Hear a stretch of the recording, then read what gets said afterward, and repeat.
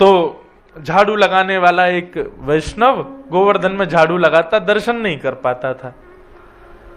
दर्शनार्थी ऊपर से आते, उनसे पूछता था आज पगड़ी कैसी, आज माला कैसी, आज श्रृंगार कैसा। और जैसा वो बताते, नीचे रज में ठाकुर जी का वैसा मुखमंडल बनाता, वैसी पाग बनाता और वैसा ही माला आदि धरा के, और फिर रज में बनाई गई अपनी कलाकृति को श्री जी बाबा समझ के प्रणाम करता। बोले जय हो, आज ऐसे दिख रहे हो। एक दिन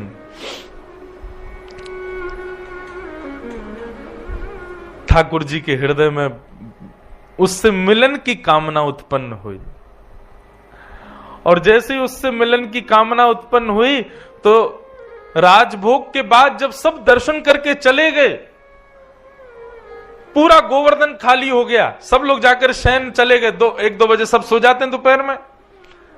उस समय भी वो झाड़ू लगाने वाला वहीं बैठा, रज में जैसी उसने आकृति बनाई थी ठाकुर जी की, उसी का दर्शन कर रहा था, चिंतन कर रहा था। आज ऐसा पिछौड़ा होगा, ऐसी पाग होगी, ऐसे कुंडल होंगे, ऐसी माला होंगी, और बस इसी प्रकार से चिंतन कर रहा था। तभी नेत्र खोल करके उसने ऊपर गिरिराज पर्वत पर जब मंदिर के पास देखा तो ठाकुर जी की मोतियों की माला चमक रही है, पिछोड़ा चमक रहा है, सिर का मुकुट चमक रहा है, और ठाकुर जी जैसे वो एक पांव से उछल के बालक खेल खेलते हैं ना, खाने बना के एक पांव से कूदते हैं, क्या बोलते हैं आपके यहाँ?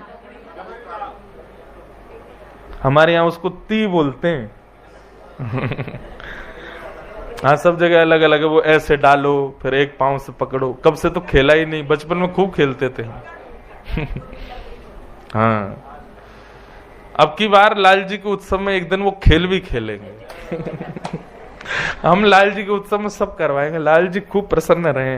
तो ऐसे श्रीनाथ जी अपनी एक टांग पे उछल रहे थे गिरिराज पर्वत पे, एक पांव पे उछल रहे, एक पांव ऊपर कर रखा, और पांव पकड़ के कह रहे अरे कोई अयो भैया मेरे कांटों लग गए, मुझ को बहुत पीड़ा है रही है, नहीं जल्दी आओ। अब वो नीचे बैठा वो बालक, वो देखे ये कौन है, अरे ये तो मुकुट धारण किए हैं, ऐसी सुंदर बेनी गूथी भई है, इतनी सारी माला, पिछोड़ा, अरे ये तो ठाकुर जी जैसा श्रृंगार है, ये कौन है। दूर गिरिराज पर्वत पे ठाकुर जी कूद रहे हैं। ठाकुर जी ने उसको देखा, उसको सारे क्यों, बैठो बैठो, देख कारो, जल्दी ऊपर आ, देख मेरे कांटों लग गो या को निकार। वो घबरावे, इधर उधर देखे, कोई देख तो नहीं रहा है, वो कोई नहीं है। ऊपर ज्यों ज्यों समीप जावे ठाकुर जी की, ज्यों ज्यों कमल नैन ठाकुर जी, सुंदर थोड़ी को चुबुक चमक रहे हो है, माथे को रोरी को चंदन चमक रहे हो है, ऐसी सुंदर ठाकुर जी की छटा देख करके जैसे जैसे सिड्डी पे ऊपर चढ़े त्यों त्यों मूर्छा आती उसको। वो मूर्छित होता, फिर संभालता, फिर चढ़ता, फिर मूर्छित होता, फिर संभालता, फिर चढ़ता। ठाकुर जी के अति समीप पहुंच गया, वही मूर्छित हो गया। ठाकुर जी ने सिर पर हाथ फेरा, होश में आया, बोले लाल जी आप ही हो? बोले हम बे मैं ही हूं लाला, मैं तुमको यहाँ मारे बुला रहा हूं, मेरे ना कांटों लग गो पाँव में, जल्दी चल निकाल दे याकू।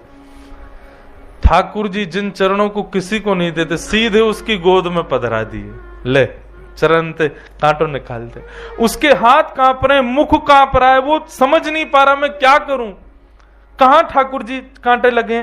ठाकुर जी बोले पामन के तलवा को ऐसे हाथ से मल के देख, वहां मिलेगा।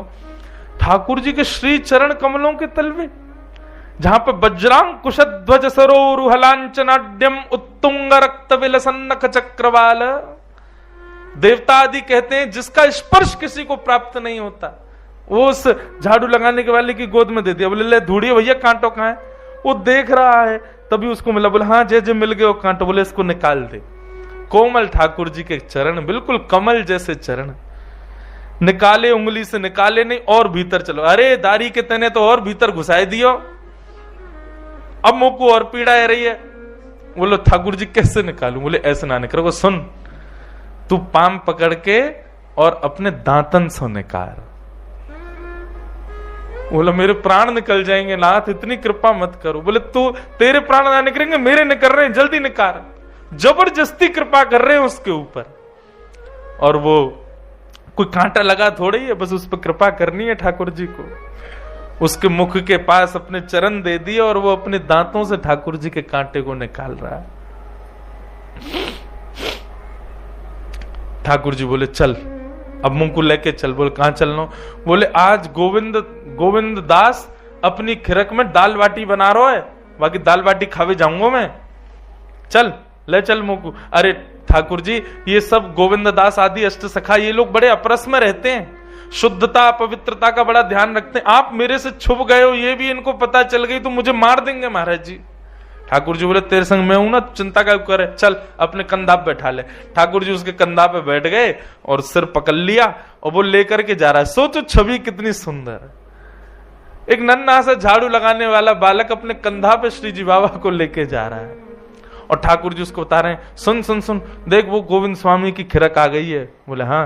वो तू यहीं मुंह को उतार दे और तू यहीं छुप जा, मैं जा रहा हूं, और सुन यहीं रुक जाइयो, तेरे का जो बाटी मैं ले आऊंगा, तो भी भूख लगी होगी। ठाकुर जी उतर करके गए, गोविंद स्वामी कदम खंडी में जाकर के बैठे। गोविंद दास बोले आ गए जय जय? बोले हाँ आ गो। अच्छा ये लीलाएं सबको नहीं पता होती थी अष्ट सखाओं के साथ। राजभोग के बाद ही ठाकुर जी लीला करते हैं बंधु।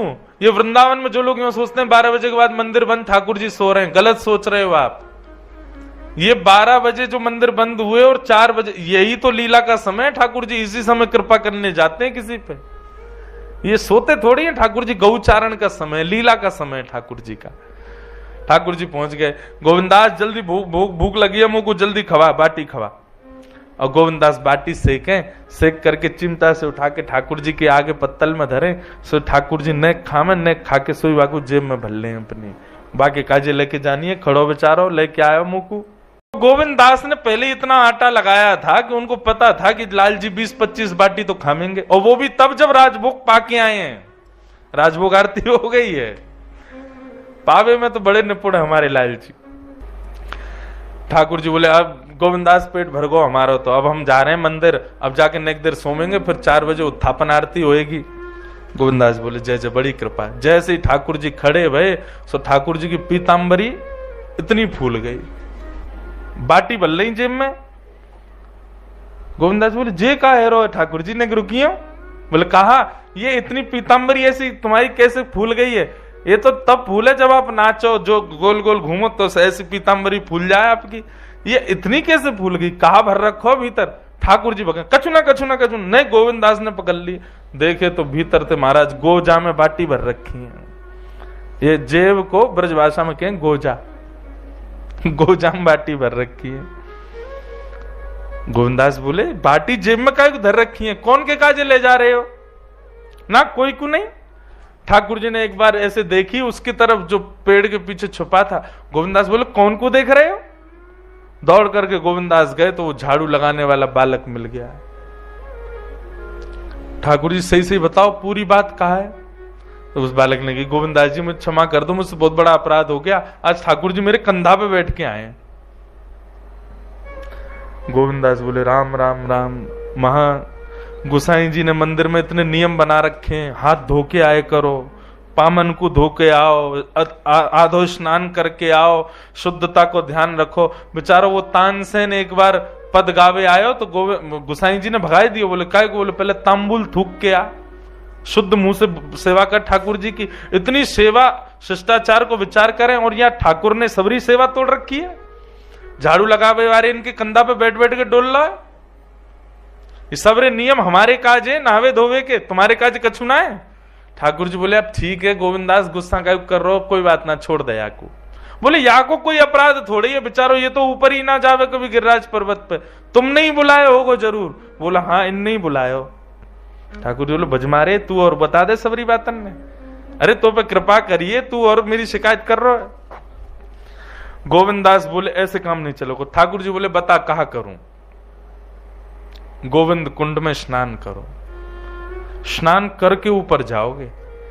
ये बड़े 3-3 बार नवा के हमको बड़ी अपरसता को बात बता में ठाकुर जी के सामने शुद्धता से जाओ, पवित्र, अब खुद अपवित्र हो ना के जाओ। ठाकुर जी बोले देख भैया सर्दी को समय, कैसी ठंडे कोहरा पड़ रहे हैं, सूर्य के दर्शन ना भाई 4 दिन आते, तू मुंह को कुंड में नवावेगो, ऐसा मत करे। चल मैं एक काम करूं, मैं आचमन कर लूं। अपवित्र पवित्रो वा सर्वावस्थांगतो पिवा यस्मरेत पुंडरीकाक्षम सबाई अभ्यंतर शुचि। ऐसे जल छिड़काव करके व्यक्ति पवित्र माना जाता है। ठाकुर जी गए गोविंद कुंड पे जाके जल लेके अपने नाम से अपने आप को पवित्र कर रहे हैं। यस्मरेत पुंडरीकाक्ष सबाई अभ्यंतर शुचि। इतने में गोविंद दास पीछे से गए, धक्का दे दियो ठाकुर जी को, गेड़ दिए गोविंद कुंड में। ठाकुर जी महाराज गोविंद कुंड में डूब रहे हैं, तैर रहे हैं। बोले हे गोविंदा, तो देख लूंगा मैं आज। गोविंद दास की बात मान के ठाकुर जी बेचारे गोविंद कुंड में नहा लिए, दौड़ करके मंदिर में गए। जैसे ही उत्थापन आरती भई सो देखी ठाकुर जी के सर्वांगीण अंग से जल चुचा रहा है। गोसाई जी बोले जय जय, इतनी सर्दी। आपको पता है श्रीनाथ जी साल में 3 या 4 बार स्नान करते हैं बस, तो बाकी के दिन गीलो कपड़ा करके पहुंच दिए जाए। बेचारे नेक सो सब बालक है, रोज रोज नहावेगो तो बीमार पड़ जाए वो, इसलिए रोज रोज केवल पहुंचा जाता है। बाकी जन्माष्टमी, स्नान पूर्णिमा आदि 2-4 साल में दिन है, उनमें स्नान करते हैं।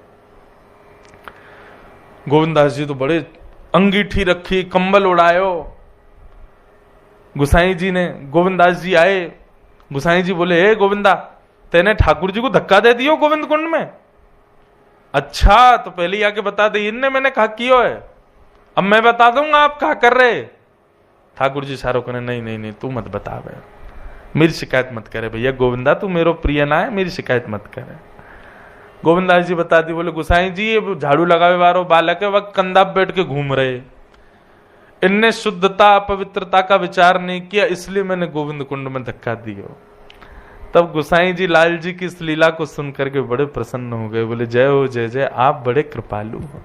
कौन कौन पे कैसी कैसी कृपा करवे जामे, आपके या भाव को हम बार बार प्रणाम करें।